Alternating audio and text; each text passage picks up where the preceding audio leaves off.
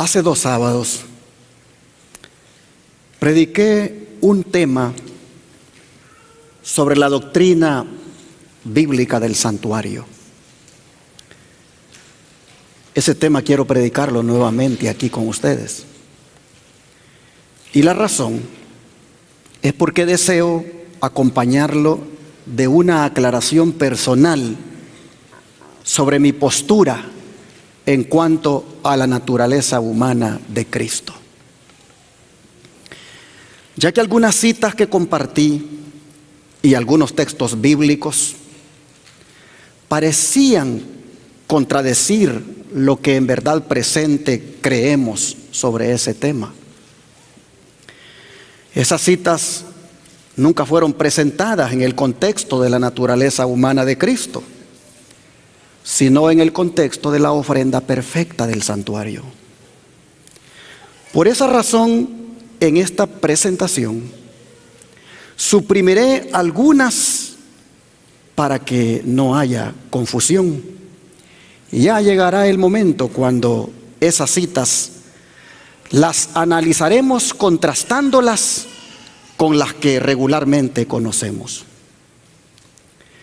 Mi postura en cuanto a la naturaleza humana de Cristo es la siguiente.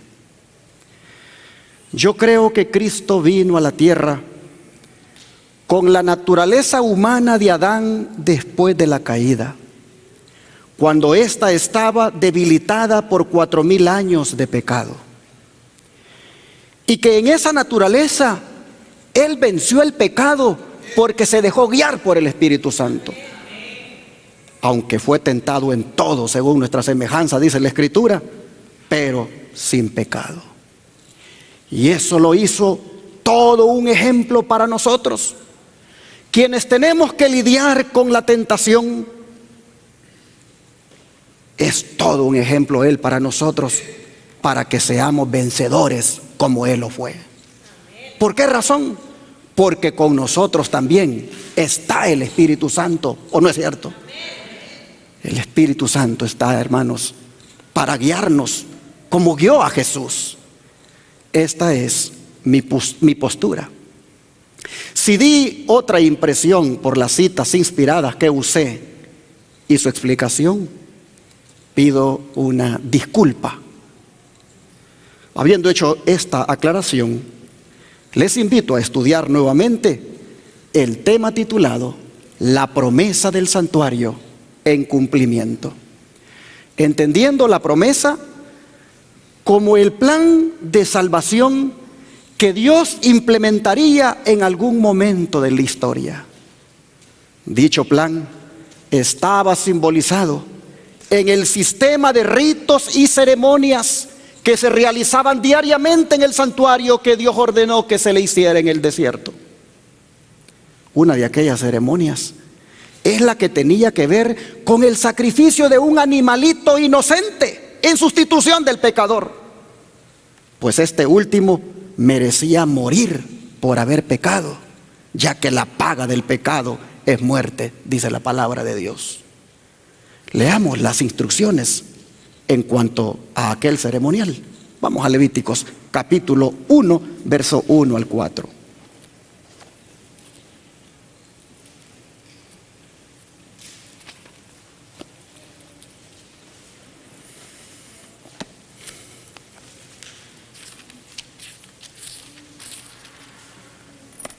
Levítico 1, verso 1 al 4.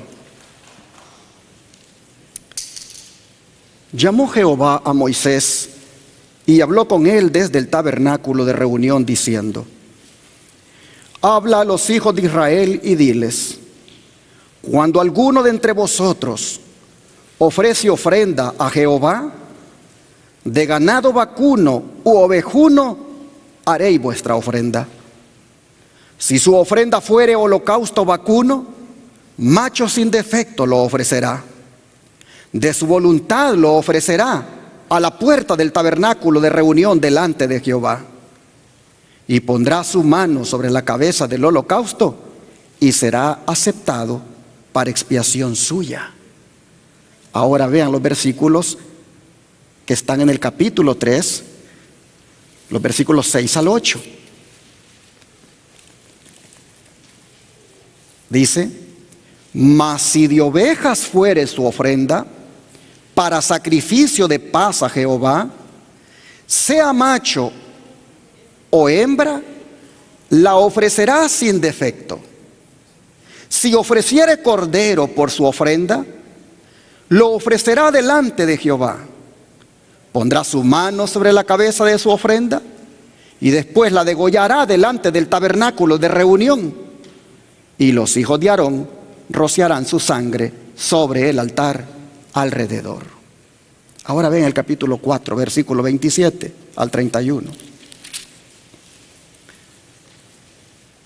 Si alguna persona del pueblo pecare por yerro, haciendo algo contra alguno de los mandamientos de Jehová, en cosas que no se han de hacer, y delinquiere, luego que conociere su pecado que cometió, traerá por su ofrenda una cabra sin defecto, por su pecado que cometió, y pondrá su mano sobre la cabeza de la ofrenda de la expiación, y la degollará en el lugar del holocausto. Luego con su dedo el sacerdote tomará de la sangre y la pondrá sobre los cuernos del altar del holocausto, y derramará el resto de la sangre al pie del altar. Y le quitará toda su grosura de la manera que fue quitada la grosura del sacrificio de paz. Y el sacerdote la hará arder sobre el altar en olor grato a Jehová. Así hará el sacerdote expiación por él y será perdonado. Aquí nosotros vemos en estos pasajes que gracias a Dios el israelita no debía quedar en la desesperanza frente a la condenación de la santa ley de Dios. Nosotros vemos por medio de estas lecturas que había una vía de escape. El Cordero de Dios moriría por ellos. Por fe en su sangre podían entrar en comunión con Dios nuevamente.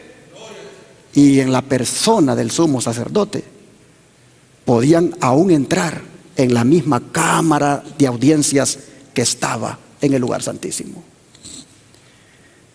Esto representaba un camino de salvación para los israelitas. Esto les daba esperanza y ánimo. Pero si se fijaron, llama la atención en que el animal que se ofreciera en sacrificio debía de ser ¿cómo? Sin defecto. Es decir, una ofrenda perfecta. Digo, llama la atención, porque aquí hay una lección para nosotros cuando de ofrendar a Dios se trata. No debemos presentar nada que sea inferior a lo que tengamos. ¿Cuántos estamos de acuerdo? No debemos dar a Dios lo que sea de valor inferior, como por ejemplo un billete ya roto. Tengo este billete a la mitad, este lo voy a dar el sábado para darlo a la iglesia. Cuidado con esas cosas. No debemos dar en ofrenda una propiedad imposible de vender.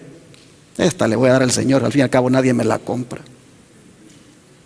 Mucho menos debemos darle a Dios restos de tiempo libre.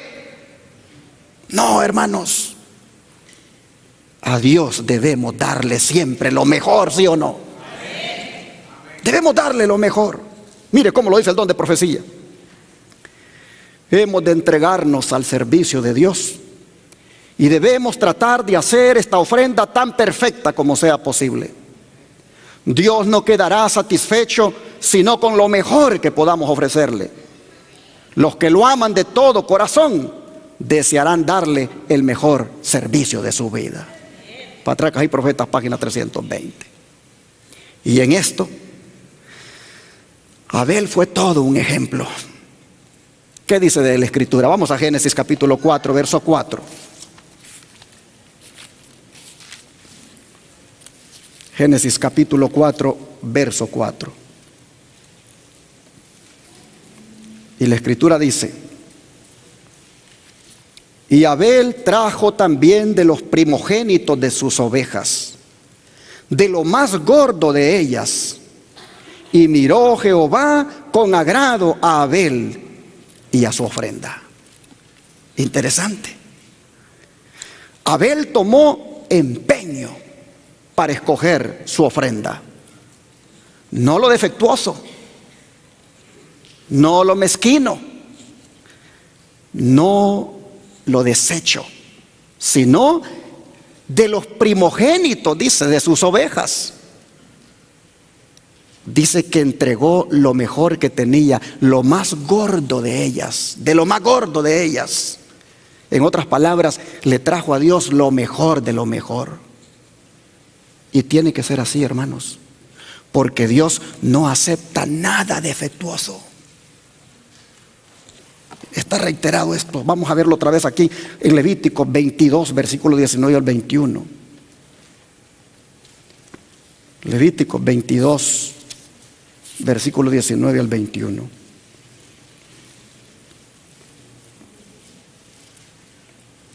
Dice: para que sea aceptado, ofreceréis machos sin defecto de entre el ganado vacuno, de entre los corderos o de entre las cabras. Ninguna cosa en que haya defecto ofreceréis, porque no será acepto por vosotros. Ahora dice el versículo 20: ninguna cosa en que haya defecto ofreceréis, porque no será acepto por vosotros. El 21 dice: asimismo, cuando alguno ofreciere sacrificio en ofrenda de paz a Jehová para cumplir un voto, o como ofrenda voluntaria, sea de vacas o de ovejas, para que sea aceptado, será como, hermanos, sin defecto. Qué claro fue el Señor. No podía ser aceptado ningún animal que fuera ciego, o que estuviera herido o mutilado, cojo, o que tuviera alguna afección en la piel como una llaga. No podía ser aceptado por Dios así. Dios solo aceptaba un animal que estuviera en perfectas condiciones. Dios solo aceptaba un animal perfecto. ¿Por qué razón? Porque en aquel animalito sacrificado había toda una profecía tocante a Jesús. Vea cómo lo dice el don profético. Por cuanto era de institución divina, todo el sistema del judaísmo era una profecía compacta del Evangelio. ¿Qué es esto de una profecía compacta del Evangelio? No es sino una profecía comprimida. En todo sacrificio, dice, se revelaba la muerte de Cristo. En toda nube de incienso ascendía su justicia. Toda trompeta del jubileo hacía repercutir su nombre. En el pavoroso misterio del lugar santísimo moraba la gloria de ¿quién? La gloria de Cristo. Deseo a toda la gente, página 182. Esta declaración, hermanos y hermanas, nos lleva a la conclusión que la promesa del santuario era ¿quién? Cristo. Y que en todo sacrificio ofrecido se revelaba la manera como Él moriría por nosotros. Por eso es importante que estudiemos la doctrina del santuario, porque allí Dios enseña lo relacionado al Evangelio. ¿Qué es el Evangelio? No es otra cosa sino las buenas nuevas de salvación. Es decir, de cómo el hombre se puede reconciliar con Dios para ser salvo. ¿Dónde se encuentra eso? En la doctrina del santuario. Pero es lamentable que muchos cristianos hoy en día estén solo queriendo oír de la ley dominical, solo queriendo oír del reseteo, solo queriendo escuchar de la hambruna que viene, y descuidan un pilar del adventismo tan fundamental como es el de la doctrina del santuario. Hermanos y hermanas, no digo que esas cosas que mencioné no sea importante saberlas, pero sin descuidar estas cosas que tienen que ver con nuestra salvación. Interesante que los servicios del templo divinamente instituidos eran una profecía compacta del Evangelio. La promesa del plan evangélico de salvación, hermanos y hermanas, que nosotros miramos en el Nuevo Testamento, le resulta más claro a uno cuando entiende el ritual del santuario en el Antiguo Testamento. Es más, quien entiende el sistema levítico presentado en el Antiguo Testamento puede entender y apreciar mejor el Evangelio que se expone en el Nuevo Testamento. Prácticamente, hermanos, el primero prefigura al segundo y es símbolo de él. Mire cómo el don de profecía lo dice. El Antiguo Testamento es tan ciertamente el Evangelio en sombras y figuras, como el Nuevo Testamento lo es en su poder desarrollado. El Nuevo Testamento no presenta una religión nueva. El Antiguo Testamento no presenta una religión que haya de ser superada por el Nuevo. El Nuevo Testamento es tan solo el progreso y desarrollo del Antiguo. Joder, los Testimonios, tomo 3, página 431. Pero noten ustedes, el Antiguo Testamento es, dice, el Evangelio, ¿en qué cosa? En sombras y figuras. Y esto está respaldado por la Biblia. Vamos a Hebreos capítulo 8, verso 5. Hebreos capítulo 8, verso 5.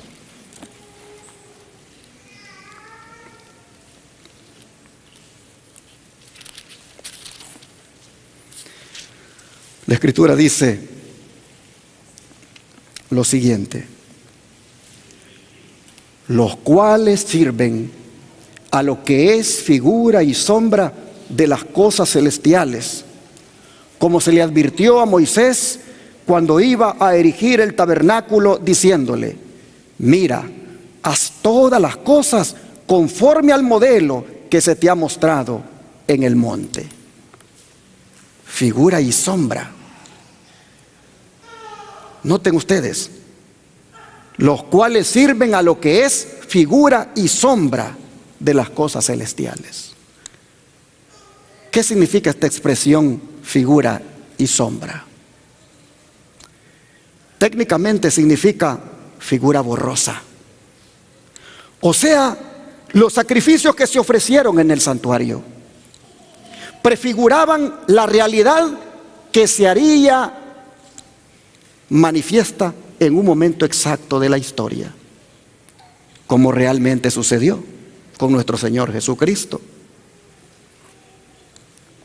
Lo que se hacía en el santuario, todos los sacrificios eran sombra y figura de nuestro Señor Jesús. De Él eran sombra y figura, y de eso tratan los evangelios y las cartas de los apóstoles que encontramos en el Nuevo Testamento. Vean cómo lo dice el don de profecía. El significado del sistema del culto judaico todavía no se entiende plenamente. Verdades vastas y profundas son bosquejadas por sus ritos y símbolos. Pero el Evangelio es la llave que abre sus misterios.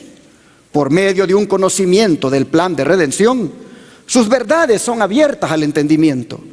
Es nuestro privilegio entender estos maravillosos temas en un grado mucho mayor de lo que los entendemos, como dice Palabra del Gran Maestro, página 103.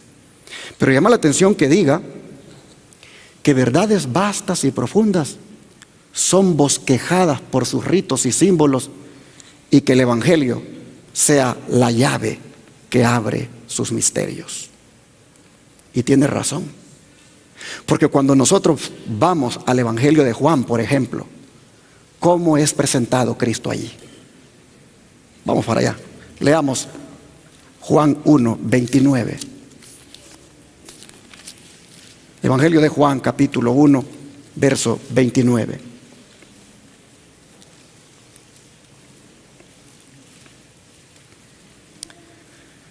El siguiente día vio Juan a Jesús que venía a él y dijo: he aquí el Cordero de Dios que quita el pecado del mundo. Y ahora lo vuelve a confesar en otro día, versículos 35 y 36.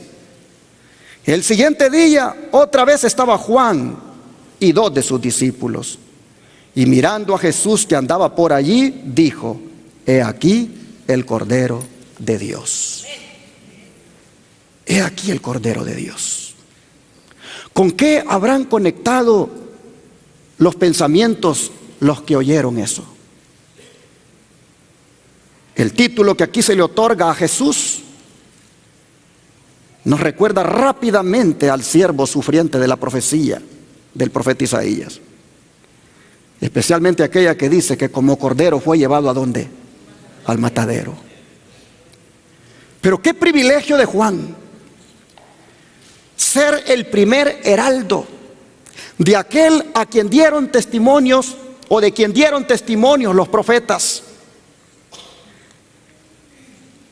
Los profetas habían dicho que el verdadero sacrificio que un día habría en la historia sería el de Cristo. Y Juan tiene el privilegio de presentarlo como tal. Sin duda, otros profetas les hubiera gustado tener ese privilegio.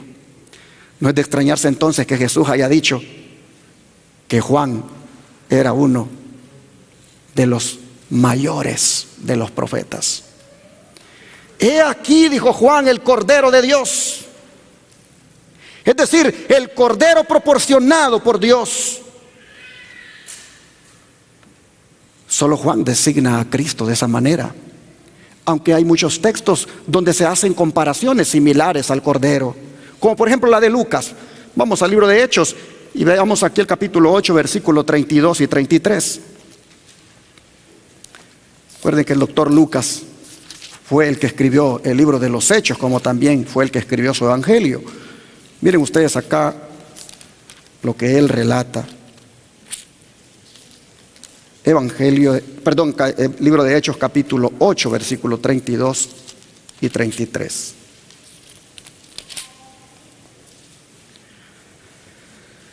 Dice, el pasaje de la Escritura que leía era este: como oveja a la muerte fue llevado, y como cordero mudo delante del que lo trasquila, así no abrió su boca. En su humillación no se le hizo justicia. Mas su generación, ¿quién la contará? Porque fue quitada de la tierra su vida. Interesante.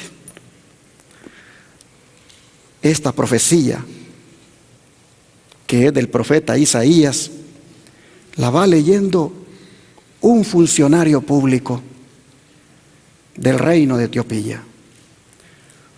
Uno que podríamos decir era todo un secretario del Tesoro o ministro de Hacienda. La Escritura dice que él iba leyendo, pero no entendía lo que leía. Y un ángel del Señor le dijo a Felipe que fuera a un lugar solitario, y le dio la dirección.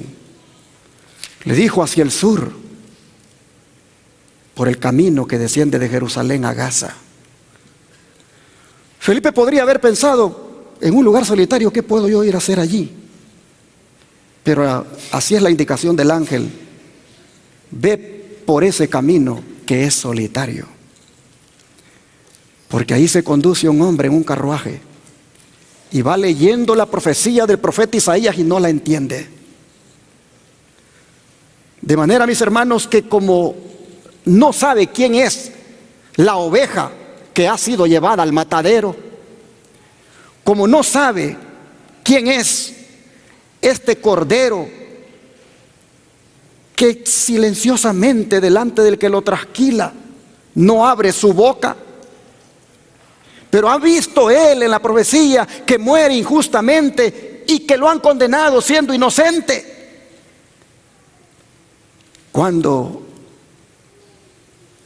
escucha que Felipe le dice que si entiende lo que lee, le dice: ¿y cómo lo voy a entender si nadie me lo explica? Súbete, le dice, súbete y dime si esto que voy leyendo es del mismo profeta Isaías o es de alguien más. Verso 34.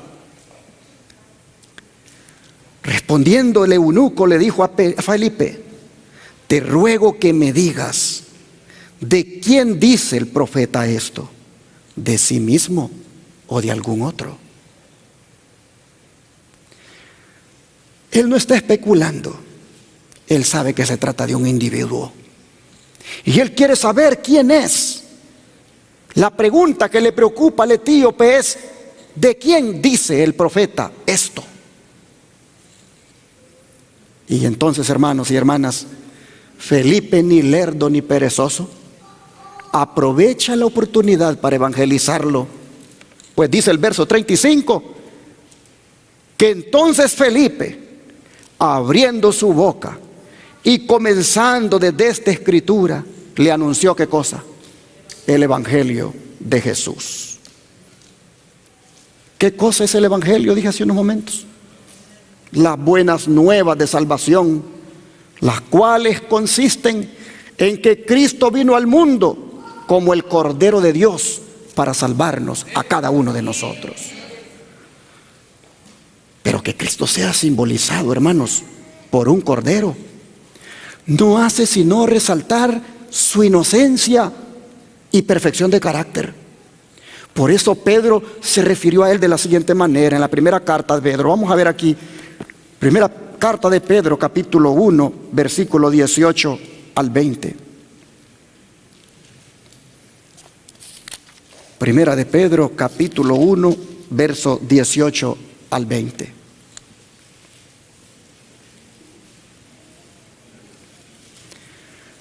Dice el apóstol: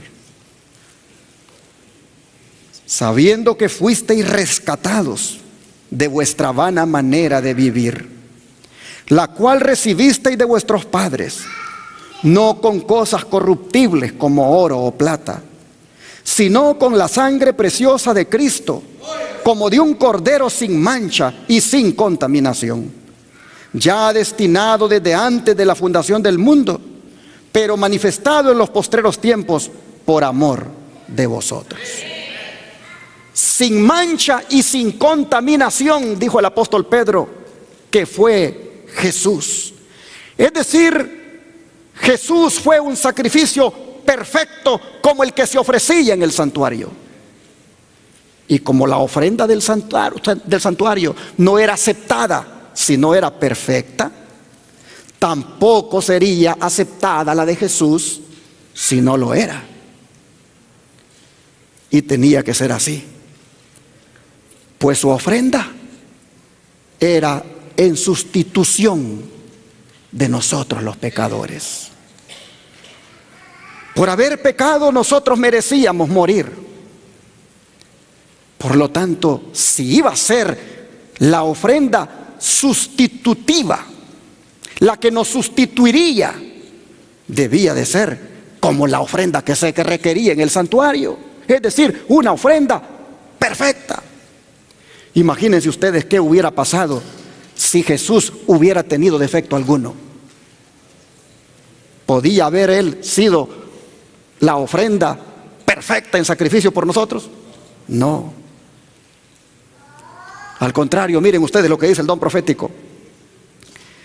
Cristo no poseía la misma deslealtad pecaminosa, corrupta y caída que nosotros poseemos. Pues entonces Él no podría haber sido una ofrenda perfecta. Manuscrito 94 del año 1893. De manera que para cumplir con el simbolismo, Jesús, hermanos y hermanas, se propuso vivir una vida perfecta, porque sabía que solamente así podía ser nuestro sustituto.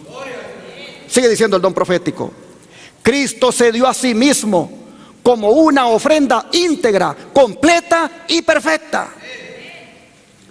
Cristo murió porque era la única esperanza para el transgresor, con el fin de perfeccionar un sacrificio y una ofrenda. Ningún ángel pudo presentar un sacrificio y ofrenda perfectos. Ningún miembro de la hueste celestial pudo ser aceptado como ofrenda, excepto Jesucristo. Sermones Escogidos, tomo 1, página 204, y anteriormente estaba en Sermones Escogidos, tomo 1, página 165. Cristo, hermanos y hermanas, era la promesa del santuario en cumplimiento, porque Él fue la ofrenda perfecta por cada uno de nosotros. Tus pecados y mis pecados solo podían ser perdonados si había una ofrenda sacrificada de una manera perfecta. Y esa ofrenda fue nuestro Señor Jesús. Amén, hermanos. Sigue siendo el don de profecía. Él llevó la semejanza de la carne pecaminosa. Fue debilitado físicamente, pero su naturaleza espiritual estuvo libre de toda mancha de pecado. Durante 4000 años la familia humana había estado perdiendo fuerza física y mental, así como valor moral. Y Cristo tomó sobre sí las flaquezas de la humanidad degenerada. En este sentido, tuvo desventaja en relación con Adán, quien fue tentado cuando para nada había sido debilitada su naturaleza. Aquí el Señor lleva la semejanza de la carne pecaminosa, debilitada físicamente según las Eyes of the Time del 10-17-1900, pero al mismo tiempo mantuvo esa naturaleza libre de toda mancha de pecado. ¿Por qué? Porque se mantuvo viviendo una vida perfecta delante de Dios, porque sabía la misión que traía, que era morir por nosotros. Oh, hermanos y hermanas, tomó sobre sí las flaquezas de la humanidad degenerada cuando éste estaba con 4000 años de debilitada. Dice deseado toda la gente, página 92.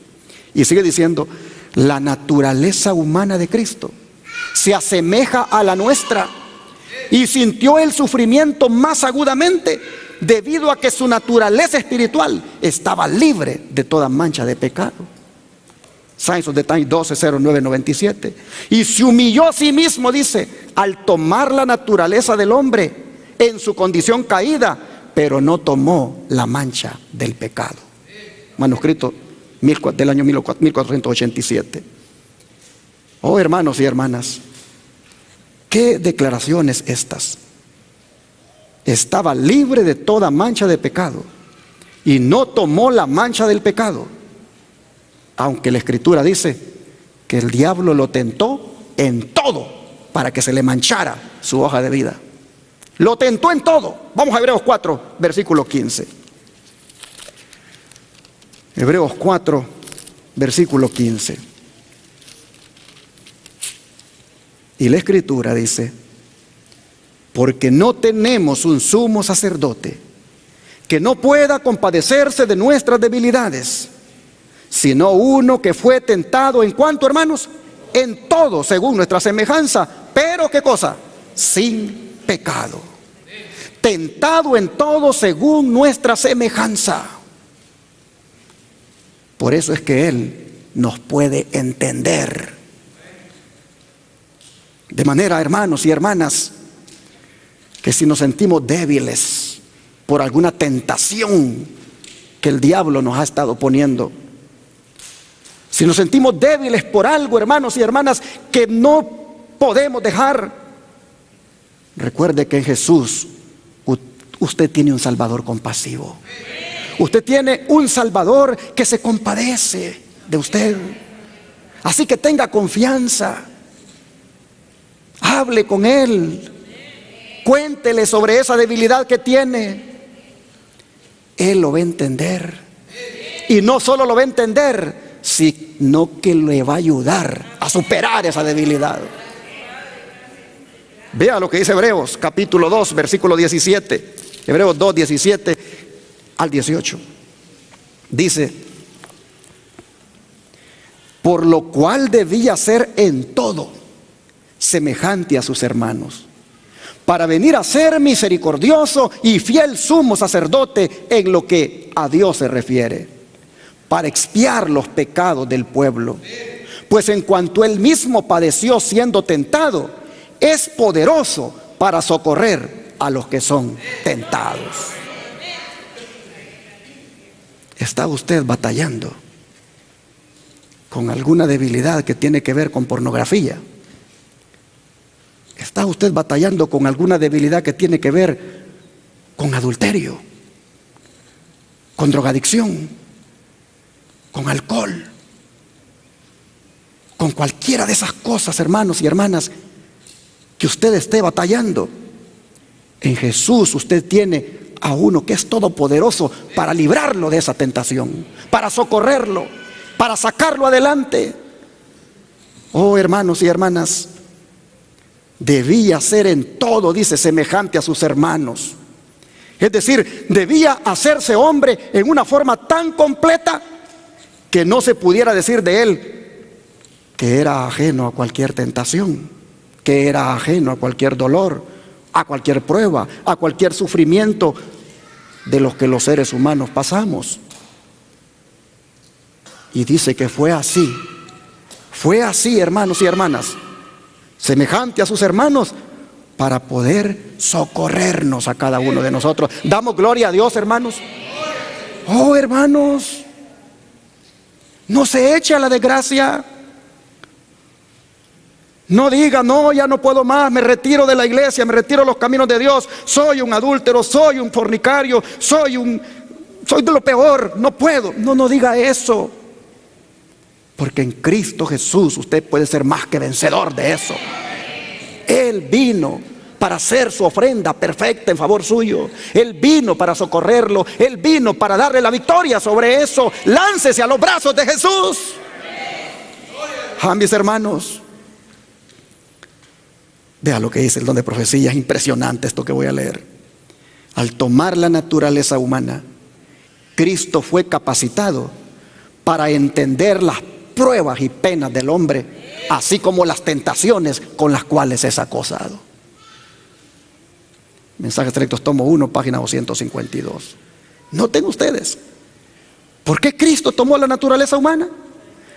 Para entender las pruebas y penas del hombre, así como las tentaciones con las cuales es acosado.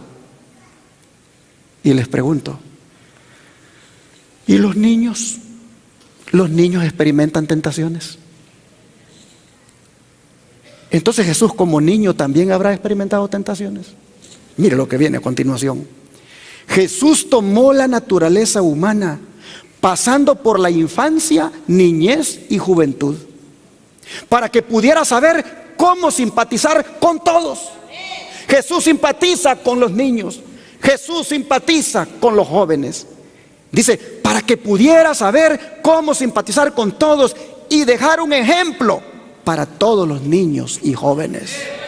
Joven, niño, las tentaciones que tú tienes, las debilidades que tú tienes, sobre lo que tú sientes que no puedes vencer, sobre eso, mira, Jesús te entiende, porque Jesús fue tentado en todo y pasó por tentaciones como joven, como niño, y las venció todas y cada una de ellas. Dice, Él está relacionado, dice, con las tentaciones y las debilidades de ¿quiénes? De los niños. Los niños, hermanos y hermanas, también experimentan tentaciones y debilidades. La tentación de agarrar algo de la mamá a escondidas. La tentación de agarrar algo de la escuela a escondidas. La tentación de querer quedarse con algo que encontró tirado y alguien lo perdió y dice, no voy a decir que yo lo tengo. Todo ese tipo de tentaciones. El Señor dice, simpatiza con esos niños que son débiles y son tentados. Esto está en el Instructor de los Jóvenes del 1 de septiembre de 1873. Y luego lo recalca más y dice, que los niños tengan en mente que el niño Jesús tomó sobre sí mismo la naturaleza humana en semejanza de carne pecaminosa y fue tentado por Satanás como todos los niños lo son. Instructor de los Jóvenes, 23 de agosto de 1894. De manera que gloria a Dios porque Él puede entender a los niños. Gloria a Dios porque Jesús puede entender a los jóvenes. No hay nadie aquí, no hay nadie allí en la casa donde está usted reunido que pueda decir, estoy desamparado. No, tiene alguien que puede ayudarlo y que lo puede entender. Sigue diciendo el don de profecía. Cristo vino a este mundo para ser tentado en todos los puntos como nosotros lo somos, para probarle al universo que en este mundo de pecado los seres humanos pueden vivir del modo que Dios aprueba. Reuben Herald, 1905. ¿Para qué vino Cristo a este mundo, hermanos? Para ser tentado en todos los puntos que nosotros lo somos, y para probarle al universo que en este mundo de pecado los seres humanos pueden vivir del modo que Dios aprueba, porque Él en su condición humana vivió de una manera que Dios aprueba. Dice: el Señor Jesús vino a nuestro mundo no para revelar lo que Dios podría hacer, sino lo que el hombre podría hacer a través de la fe en el poder de Dios. Manuscrito 1, 1892. Hermanos y hermanas, de acuerdo a estas declaraciones, pregunto: ¿podemos nosotros vencer como Jesús venció? ¿Podemos nosotros vivir una vida perfecta como la vivió Jesús? Claro. Si para eso Él vino, para enseñar cómo un hombre aquí en un mundo de pecado puede vivir. Romanos 8, 37, vea lo que dice. Romanos capítulo 8, verso 37.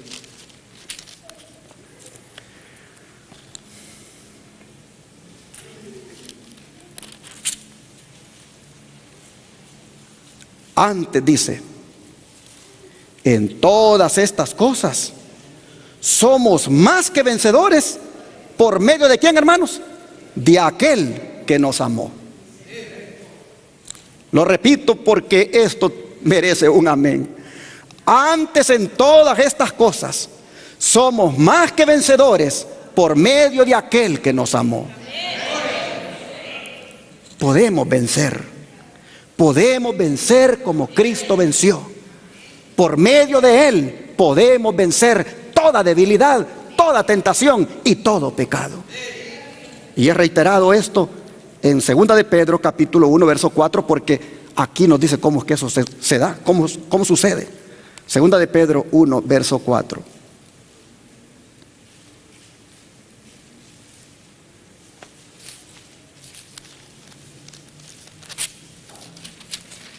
Segunda de Pedro 1 verso 4 dice: por medio de las cuales nos ha dado preciosas y grandísimas promesas, para que por ellas llegaseis a ser participantes de la naturaleza divina, habiendo huido de la corrupción que hay en el mundo a causa de la concupiscencia.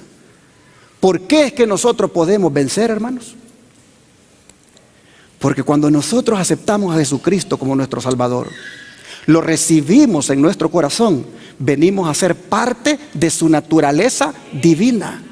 Y al ser parte de su naturaleza divina, tenemos entonces poder para vencer. Porque Jesús nos da el poder. Pero es interesante las palabras que hemos leído, porque mencionan que para que esto se dé, hay que huir de ¿qué cosa? Hay que huir de la corrupción. Hay que huir de la corrupción que hay en el mundo.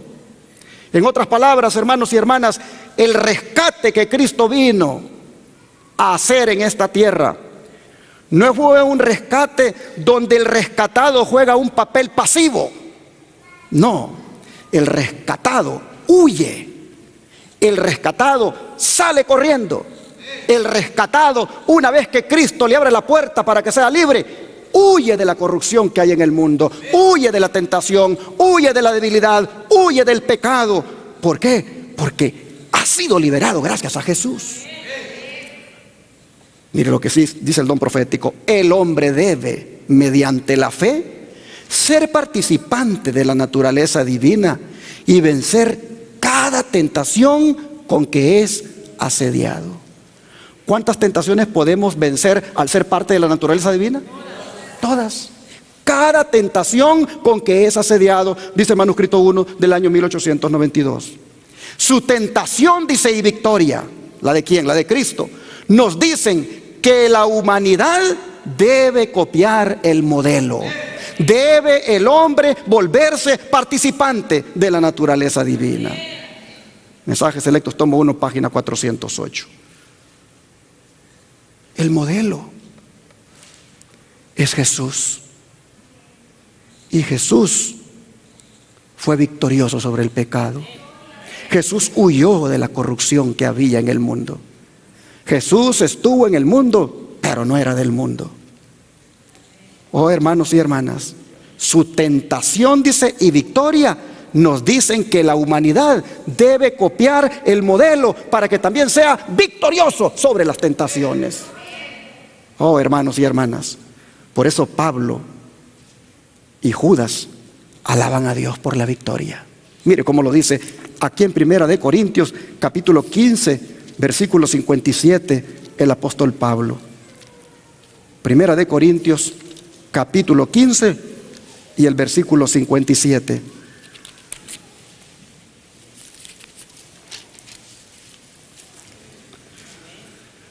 Mas gracias sean dadas a Dios, que nos da la victoria por medio de nuestro Señor Jesucristo. ¿Se puede ser victorioso? Claro que se puede. ¿Por medio de quién? Por medio de nuestro Señor Jesucristo. Gracias, dice Pablo, gracias damos a Dios que nos da la victoria por medio de Jesús. Y mire cómo lo dice Judas. Judas, en el único capítulo que tiene esa carta, ya para llegar al Apocalipsis, el versículo 24 y 25 de su único capítulo que tiene la carta, vea cómo lo dice esta epístola de Judas. Versículo 24 y 25.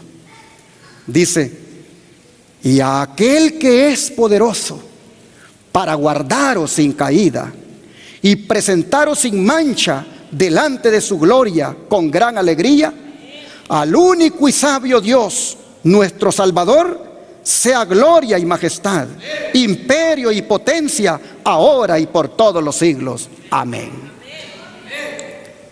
Noten ustedes, hay un poderoso que nos puede guardar sin caída. Hay un poderoso que nos puede presentar sin mancha delante de su gloria con gran alegría. Y ese poderoso es nuestro Señor Jesucristo. No hay tal cosa que vamos a ir con la mancha de pecado al cielo.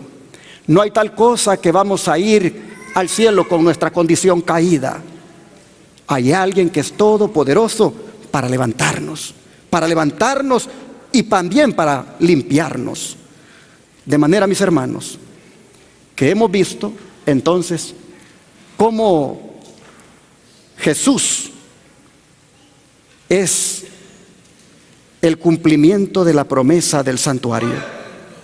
Jesús es la ofrenda perfecta que todos nosotros necesitábamos y seguimos necesitando.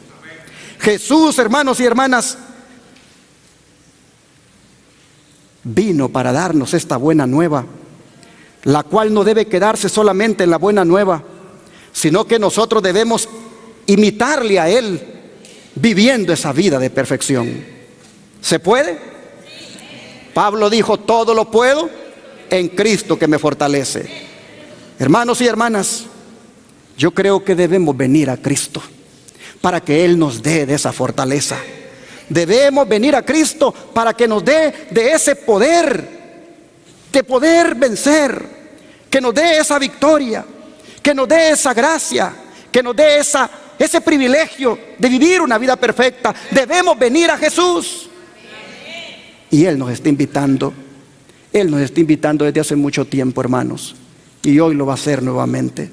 Para que todos los débiles, para que todos los pecadores que me puedan estar oyendo, sepan que tienen un sustituto que murió por ustedes y que les ha enseñado cómo vivir una vida de victoria. Vengamos a Jesús, vengamos a Él para que nos haga victoriosos. Leamos la invitación de Él que está en Mateo 11, verso 28. Mateo 11, verso 28. Y la Escritura dice: venid a mí, ¿cuántos? Todos los que estáis trabajados y cargados, y yo os haré descansar. El trabajo del que está hablando aquí no es el trabajo físico, sino ese trabajo del alma, esa situación donde estamos cansados de bregar con una vida imperfecta, donde no nos permite ser esposos conforme al plan de Dios, donde no nos permite ser hijos conforme al plan de Dios. Hermanos, el que está cansado de ser un mal hijo, de ser una mala esposa, mal esposo, de ser un mal padre, el que está cansado de eso, porque sabe que no puede más, quisiera pero no puede, bueno, el Señor le dice ahora: vengan a mí, así como están, trabajados y cansados. Es interesante que habla de los que están cargados. Nosotros sabemos que la carga más difícil de llevar es la carga del pecado, porque esa deprime, esa agobia, esa baja la moral. Pero si ese es el caso, dice el Señor, si están también cargados, entonces dice Él: vengan a mí, que yo los voy a hacer descansar. Pregunto en esta hora: ¿cuántos de ustedes quisieran venir a Jesús ahora? Hermanos y hermanas, ¿cuántos de ustedes quisieran venir a Cristo para agradecerle porque Él es nuestro sustituto personal? Oh, hermanos, el Señor está esperando de nosotros que vengamos. Él está esperando pacientemente porque nos ama tanto hoy como amó tanto en el pasado a los hijos de Dios. Así que pregunto, y que el Señor lo oiga: ¿cuántos quieren hoy venir al Señor para ser sanados y perdonados? Que Dios les bendiga y apropiense de esa ofrenda sustitutiva y gócense en el perdón de Dios. Amén. Ven, no le dejes pasar. Hoy voy a hacer algo que tengo años de no hacer. Y es que si hay alguien aquí en la congregación que no quiere dejar pasar a Jesús ahora sin venir a Él, que venga aquí adelante para hacer una oración especial por usted. ¿Habrá alguien que quiera venir?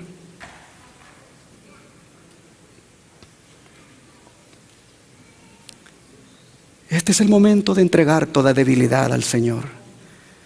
Este es el momento de caer rendido a sus pies, con nuestros defectos de carácter, con nuestras debilidades, con nuestras luchas, con todo lo que nos ha debilitado por tanto tiempo. Hoy es el momento de no dejarlo pasar sin venir a Él. Vamos a orar. Padre Celestial, agradecemos grandemente porque en la doctrina del santuario encontramos las buenas nuevas de salvación.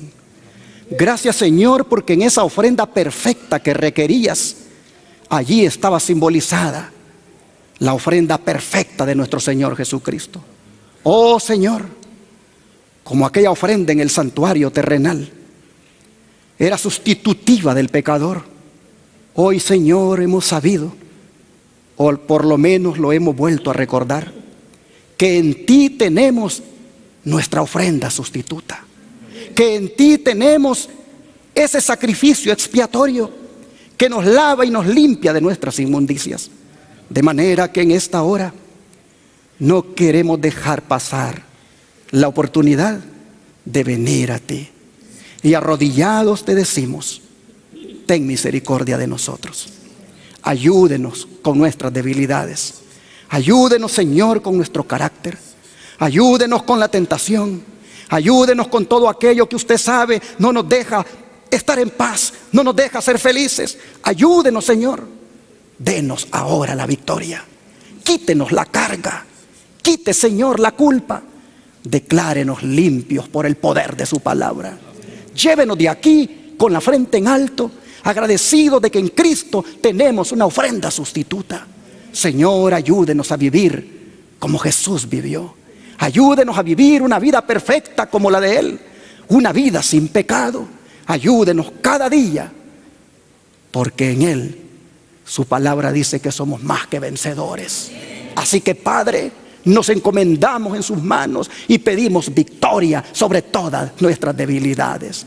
Se lo pedimos en el nombre de Jesús. Amén.